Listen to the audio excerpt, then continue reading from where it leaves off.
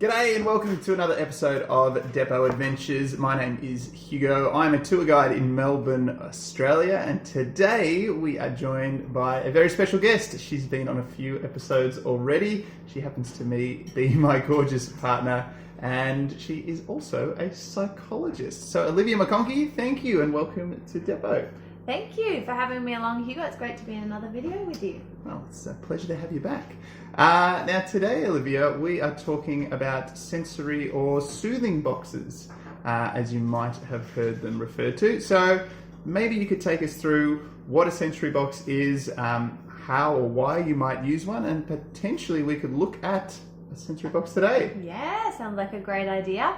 So a sensory or self-soothing box is a box filled with lots of special items that engage our different senses. So I remember them as the 2 T's and the 3 S's: taste, touch, sight, smell, and sound. Got them in one. So how this box can help is that if we're having a difficult moment, maybe we're feeling really distressed or overwhelmed or upset about something, pulling this box out and opening it up and using the different items can help just calm you down and feel a little bit better. And it works by hopefully getting us out of our head where we might be having difficult thoughts and getting us in touch with our environment. Fantastic. So I've actually brought one along today, Hugo, so it might be helpful just to go through this one together. That's a great idea. So then our viewers could get an idea of how you might create your own self-soothing box. So this box, I repurposed. It was a gift, a birthday present from my cousin. So I thought, well, that's perfect. I already had my name on it, so I thought, let's use it for the sensory box. Shout out to Lauren Mcconchie. Yeah. So in the box here, we've got lots of different items. So we'll run us through the first one. So we've got a lovely hand cream, if you want to take a smell of that one. Ooh, and nice. if you want to rub some on your skin, yes. Hugo, this is a nice way to engage that sense of touch. Touch and smell. Mm-hmm. 2 in 1. So some other items I have in here is I'm a big tea fan, so I've got a couple of nice tea bags. So you might make yourself a cup of tea or coffee and notice the warmth of the mug in your hand. So again, that touch, and then the smell and taste of the drink. So that is a good one to do as well, just to calm down our system. I believe we have done a previous video about mindfulness with you, taking us through how you can mindfully drink tea. So 2 psychological kind of techniques in one. Yes. So you're welcome to look at that other video we've got up there. The next item I have is another one for touch, and this is called a Soma Cube, and it's something that my dad actually created. Shout out to Jeff Mcconchie. Yes, very talented. Oh. And this is a good one, again, for touch, but also just to challenge the mind. So I'll leave you with that one to play with, Hugo, while I run through the other items in the box. I'll try not to distract the audience.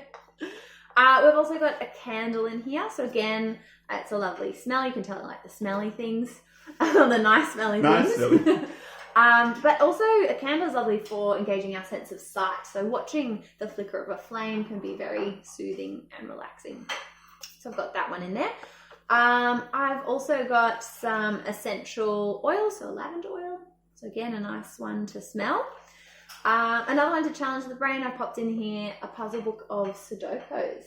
But what are some other things we could put in the sensory or self-soothing box, Hugo, to challenge the brain? Challenge the brain? Well, I mean, if you're less about numbers and more about words, maybe a crossword or a word search. You do like a good crossword. Cryptic crossword. Cryptic crossword. Yes, maybe I'll put that in there. Yeah, so you could pop that kind of thing in the box. Again, it's just hopefully getting us away from our where we might be having distressing thoughts going on in our head, and using a different skill to distract ourselves and help us feel a bit better.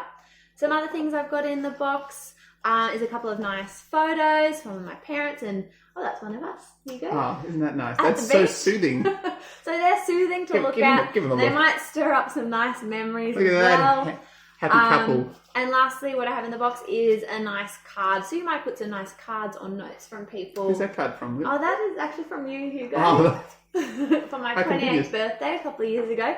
So it can just be nice to have these things in the box to read over and just help you feel a little bit better when you might be having a challenging moment. Absolutely. Wow, there is a lot there to take away. Thank you very much for joining us, Olivia. I'm actually learning all about self-seating boxes right now. Yeah, and the great thing with this is you can make one for yourself, but you might also prepare it as a gift for another person. It'll make a lovely present, and some other things you could pop in the box might be, something like a stress ball or kind of a slime or gel to play with. Something tactile again, or those sequins. Touch. Yeah, so lots of touch ones are good. Fantastic. Wow, so many ideas. And you're right, a very thoughtful gift for a friend or family member. Well, Liv, thank you very much for joining us again here at Depot. We'll put in the description below a few other links to our previous videos that you've been on. Mm-hmm. We'll see you next time at Depot Adventures. Make sure you share this video and hit subscribe. And thank you for joining us here at Depot.